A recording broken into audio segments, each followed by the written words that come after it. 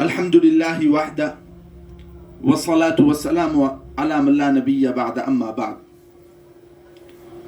معزز و محترم سامعین و ناظرین، ایک سوال ہے. سوال یہ ہے کہ کیا قرآن میں یہ ہے کہ پاک دامن لڑکی سے نکاح کرو؟ اگر ہے تو جو لوگ بدچلن لڑکیوں سے نکاح کرتے ہیں کیا ان کا نکاح درست ہے؟ محمد عمار بمبئی سے.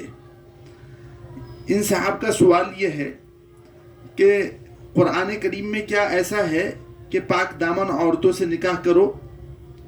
اور اگر قرآن میں ایسا ہے کہ پاک دامن عورتوں سے نکاح کیا جائے تو ہم دیکھتے ہیں کہ بہت سے لوگ جو ہیں وہ بدچلن لڑکیوں سے بھی نکاح کر لیتے ہیں. تو کیا ان کا نکاح درست ہوگا یا درست نہیں ہوگا؟ تو اس کا جواب آج کی اس ویڈیو میں دینا ہے. جواب یہ ہے کہ یہ بات صحیح ہے کہ قرآن کریم میں ایسا ہے کہ پاک دامن عورتوں سے نکاح کرو. اللہ تعالیٰ ارشاد فرماتا ہے والمحصنات من المؤمنات والمحصنات من الذین اوتوا الکتاب من قبلکم، کہ تمہارے لیے پاک دامن مومن عورتیں حلال کی گئی ہیں اور اہل کتاب کی پاک دامن عورتیں حلال کی گئی ہیں.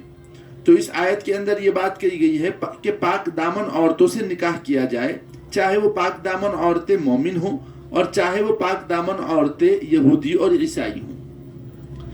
ہاں، اب اس کا یہ مطلب ہرگز نہیں ہے کہ بدچلن عورتوں سے نکاح کرنا جائز ہی نہیں ہے. قانونی طور پر فقہا نے یہ وضاحت کی ہے کہ اگر کسی بدچلن لڑکی سے یا بدچلن عورت سے نکاح کیا گیا تو یہ نکاح کرنا جائز ہے اور یہ نکاح کرنا بالکل درست ہے. شرط یہ ہے کہ دو گواہوں کی موجودگی میں نکاح کیا گیا ہو تو یہ نکاح بالکل درست ہے. جہاں تک کہ رہی آیت کی بات کہ قرآن کریم میں جو یہ کہا گیا ہے کہ پاک دامن عورتوں سے نکاح کرو، تو اس کا مطلب یہ ہے کہ انسان کو چاہیے کہ وہ نکاح کرے تو پاک دامن عورت سے نکاح کرے، بدچلن عورت سے نکاح نہ کرے. میرے دادا حضرت فقیہ الاسلام مولانا سید اختر حسین میاں صاحب رحمۃ اللہ علیہ فرمایا کرتے تھے کہ اللہ تعالیٰ نے قرآن کریم میں جو یہ قید لگائی ہے کہ پاک دامن عورتوں سے نکاح کرو، اس کا مطلب یہ ہرگز نہیں ہے کہ بدچلن عورتوں سے نکاح کرنا جائز نہیں ہے اور صرف پاک دامن عورتوں سے نکاح کرنا جائز ہے، یہ مطلب نہیں ہے. بلکہ قید لگانے کا مقصد یہ ہے کہ اگر کوئی انسان نکاح کرے تو وہ پاک دامن عورت کا اپنے لیے انتخاب کرے. اس لیے کیونکہ اگر عورت پاک دامن ہوگی، عورت باعزت ہوگی، عورت عفیفہ ہوگی تو خاندان جو پیدا ہوگا اور نسل جو آئندہ چلے گی وہ بھی پاک دامن ہوگی، وہ بھی باعزت ہوگی اور وہ بھی شرافت رکھنے والی ہوگی.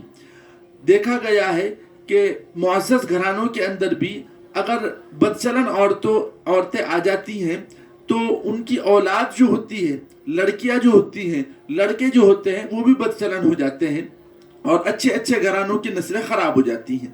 اور اگر گھر کے اندر پاک دامن عورت آئے گی اور نیک صالح عورت آئے گی، پردہ نشین عورت آئے گی، ایسی عورت آئے گی جو اجنبی مردوں سے بات کرنے کو، ان سے تعلق رکھنے کو ناپسند کرتی ہو، پردہ نشین عورت ہو، ایسی عورت اگر گھر کے اندر آئے گی تو یقیناً گھر کے اندر بچیاں بھی ایسی پیدا ہوں گی اور بچیوں کا مزاج بھی یہ بنے گا کہ وہ اپنے آپ کو چھپائیں اور پردہ نشینی کا ماحول بنائیں اور دوسرے اجنبی لڑکوں سے تعلقات قائم نہ کریں. اور اگر گھر میں عورت ایسی ہے تو قدرتی طور پر بچیوں کا میلان بھی اسی طرف ہوگا اور پوری کی پوری نسل برباد ہوتی چلی جائے گی.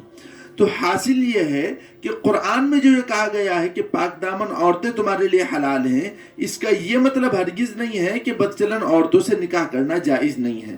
بدچلن عورتوں سے بھی نکاح کرنا جائز ہے اور اگر کسی نے کیا ہے تو وہ نکاح درست ہے. لیکن قرآن میں جو ترغیب دی گئی ہے وہ ترغیب یہ ہے کہ نیک پارسا پاک دامن عورت سے نکاح کیا جائے. اللہ تعالی ہم تمام لوگوں کو دین کی سمجھ عطا فرمائے اور دین کی تعلیمات پر عمل کرنے کی توفیق مرحمت فرمائے. وآخر دعوانا الحمدللہ رب العالمین.